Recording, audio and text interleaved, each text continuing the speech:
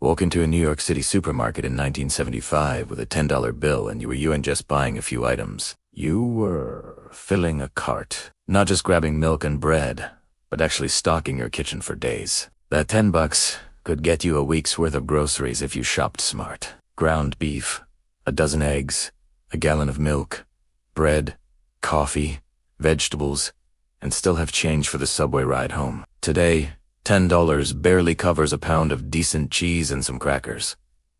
But in 1970s New York, when the city was bankrupt and dirty and dangerous, food was one of the few things that hadn't priced people out yet. Let's walk through what your money actually bought at the grocery store before everything changed. Before we continue, subscribe to the channel and hit the bell so you don't miss the next videos. Leave a like if you're enjoying this trip back in time. Now let's get back to those 1970s supermarket aisles. The average weekly grocery bill for a family of 4 in 1970s NYC ran between $25 and $35. That was you in shopping at discount outlets or clipping coupons, though people did both. That was regular shopping at A&P, Gristedes, or Key Food. Single people or couples could eat well for $10 to $15 per week. The food was basic, filling, and most importantly, affordable. Meat prices were low compared to today's standards. A pound of ground beef cost 69 to 89 cents depending on fat content.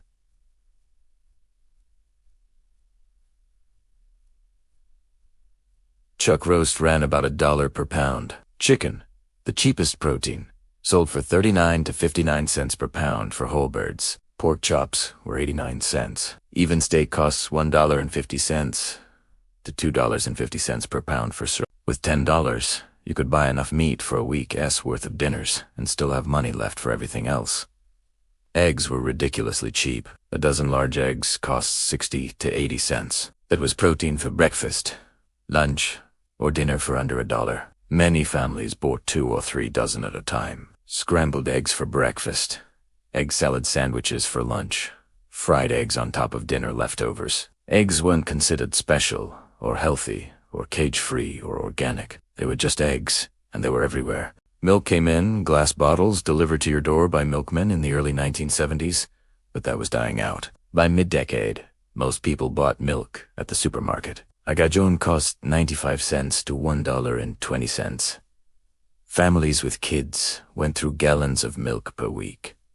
Nobody worried about lactose intolerance or alternatives. You drank milk, period. It was cheap, it was nutritious, and mothers believed it built strong bones. Bread was a staple everyone could afford. A loaf of white bread, Wonder Bread or similar brands, cost 25 to 35 cents. Rye bread or whole wheat might run 40 cents. 2 loaves of bread cost less than $1. Sandwiches were cheap lunch options because bread was practically free. Produce prices varied by season more than today. Potatoes, the working class staple, cost 10 to 15 cents per pound. A 5-pound bag ran 50 to 75 cents.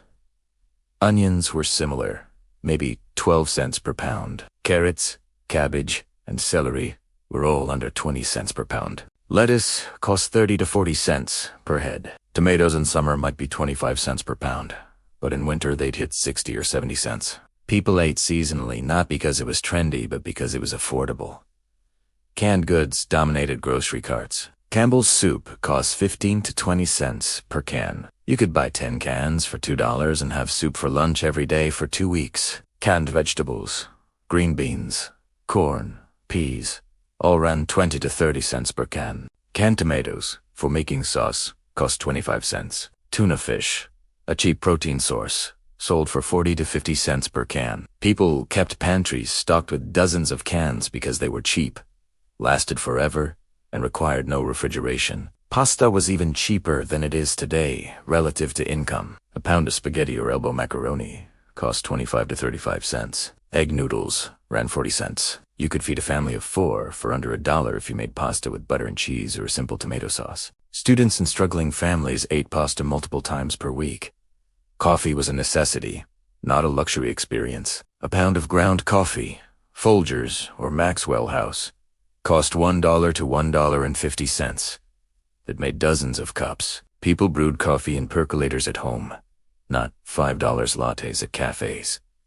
Coffee was fuel, bitter and strong, consumed blacker with milk and sugar. Cheese was affordable but limited in variety. A pound of American cheese slices cost $1 to $1.50. Cheddar ran about the same. Cream cheese for bagels cost 40 to 50 cents for an 8-ounce package. Most people bought whatever cheese was on sale and used it for sandwiches or grilled cheese or macaroni and cheese. Butter and margarine competed for space in every refrigerator. Butter costs 80 cents to $1 per pound. Margarine, cheaper at 50 to 70 cents per pound, was what most families actually bought. Nutritionists and doctors recommended margarine as healthier, which we now know was completely wrong. Cereal boxers lined entire aisles. A box of cornflakes or Rice Krispies cost 60 to 80 cents. Sugar cereals like Fruit Loops or Lucky Charms ran 70 to 90 cents. Cereal with milk was breakfast for millions of families every morning. Nobody worried about sugar content or artificial colors. Frozen foods were becoming more popular but remained more expensive than fresh or canned options. A TV dinner cost 60 to 80 cents. Frozen vegetables ran 30 to 40 cents per package. Frozen orange juice concentrate cost 40 to 50 cents and made a quart of juice. Frozen foods represented convenience and modernity. Peanut butter and jelly were pantry staples in every home with kids. An 18-ounce jar of peanut butter cost 70 cents to $1. Jelly or jam ran 50 to 70 cents. PB&J sandwiches cost maybe 15 cents to make, including bread. Kids ate them for lunch every day because everyone else was eating the same thing. Soda was cheap and everywhere. A six-pack of Coke or Pepsi cost $1 to $1.25. Individual cans from vending machines ran 20 to 25 cents.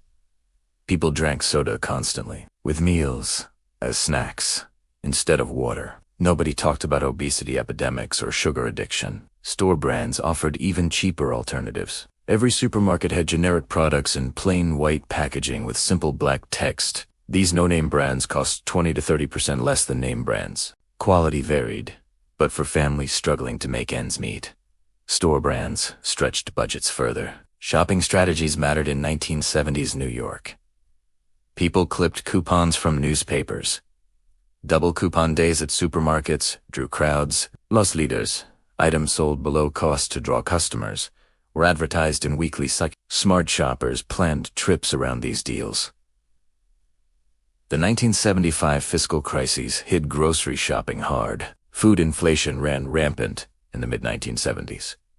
Prices increased month after month. A pound of ground beef that cost 69 cents in 1973 might be 89 cents in 1975 and over $1 by 1977. Families adjusted by buying cheaper cuts of meat, more pasta, fewer fresh vegetables. What made 1970s grocery prices possible was a food system optimized for cheap calories. Factory farming had industrialized meat production. Processed foods dominated shelves because they were shelf-stable and profitable. Nobody worried about organic or local or sustainable. The goal was feeding people cheaply, and the system delivered. By the 1980s, grocery shopping began changing. Whole foods and organic markets appeared. Food became about quality and health, not just calories and cost. Prices increased faster than wages. The days when $10 could feed someone for a week disappeared. Looking at 1970s grocery prices reveals a completely different economic reality. When a week's worth of food cost $10 and rent was $150, and the subway was 35 cents, working-class people could afford to live in New York City. They could feed their families, pay rent, get around, all on modest incomes. Today, that same week of groceries costs $150 or more. The prices didn't just increase with inflation. They increased while wages stayed flat, squeezing the people who'd made 1970s New York their home. If you enjoyed this video, be sure to check out our next one about rent prices in 1970s New York. You won't believe how much a Manhattan apartment cost. Subscribe to the channel, turn on notifications, and see you in the next video.